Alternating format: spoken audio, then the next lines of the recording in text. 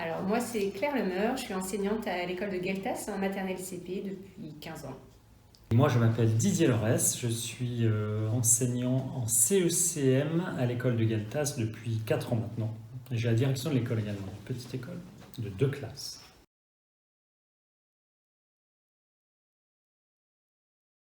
C'est quelque chose que, comme les petites filles en fait, je voulais faire maîtresse depuis toute petite et après j'ai regardé ce qu'il fallait que je fasse pour devenir maîtresse et j'ai suivi ce chemin-là. Je me destinais plutôt à une carrière dans les sciences et puis ma sœur est institutrice, ma grande sœur, et pourquoi j'ai suivi ses traces à la sortie du baccalauréat et puis j'en suis très content aujourd'hui.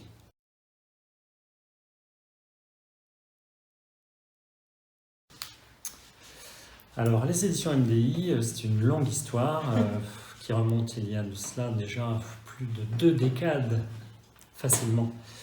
Et je remplaçais un collègue qui était en CM également et qui avait envie de monter un projet lié à l'histoire dans les classes multiniveaux.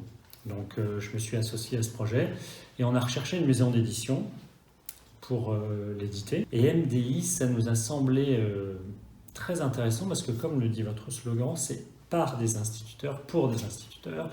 Et il y avait un réseau de délégués qui était très important, donc c'était bien perçu dans les écoles. Et on a foncé, et on a été bien reçus. Alors moi, complètement différent. Je connaissais les coloriages magiques, mais sincèrement sans savoir que c'était MDI. Mais c'était vraiment la chose qui circulait à l'UFM et les logicaux.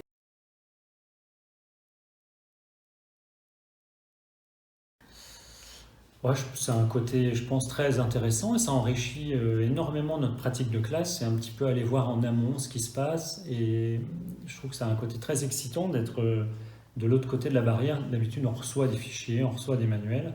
Là, on est ceux qui les mettons en œuvre, enfin, avec un partenariat, bien sûr, mais c'est un côté très riche. Donc, je pense que c'est une facette de plus de notre métier, finalement. Oui, je rejoins ça aussi. Après, moi, c'était complètement par hasard. Et si on m'avait dit il y a 10 ans que je ferais des choses en tant qu'auteur pour MDI, c'était pas imaginable. Pour moi, j'étais instite et voilà. Je pense que ça nous a quelque part poussé à aller plus profondément dans les programmes. Et dans les programmations, les progressions, les outils aussi à disposition, tout ce qui est numérique et tout ça, avec les clés, de s'y intéresser finalement de plus près parce qu'on avait quelque chose de concret à utiliser et qu'on connaissait déjà avant, donc beaucoup plus facile d'y rentrer, qui ouvre après, je pense, sur d'autres outils numériques ou autres. Ça a été aussi une source d'échange avec nos collègues, donc ça c'est intéressant aussi.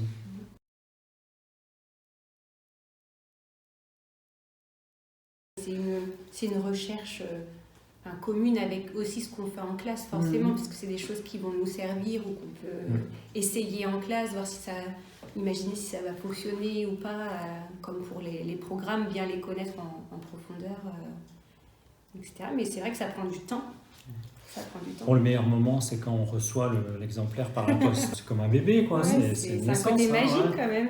C'est là, je pense, qu'il y a la fierté aussi de se dire, ça y est, on est allé au bout de ce projet-là, quoi. Donc ça, c'est le côté qui est valorisant quand on reçoit le produit fini. Le plus beau des cadeaux, c'est quand nos proches collègues ou amis l'utilisent et disent que c'est super et que c'est intéressant, pratique. Moi, je trouve que c'est même pas le produit fini, c'est la récompense entre guillemets parce que c'est utilisé, ça veut dire que on a réfléchi dans la bonne direction et que c'est utilisé, utile et que ça sert aux instituts parce qu'on cherche tous des outils intéressants, pratiques.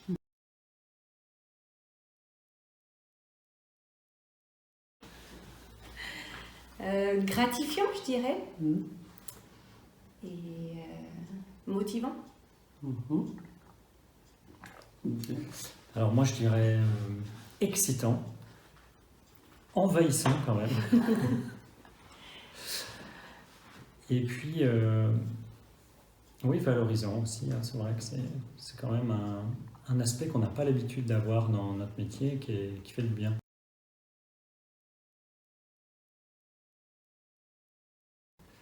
Allez-y, foncez, mais... Faut avoir envie. Ouais. Accrochez-vous, quoi. Non, j'imagine qu'il y a aussi des créations qui sont plus ou moins ardues et plus ou moins longues dans le de temps en termes de recherche et de conception. Mais bon, il faut aller au bout de son projet. Voilà. Confiance en ce que l'on fait.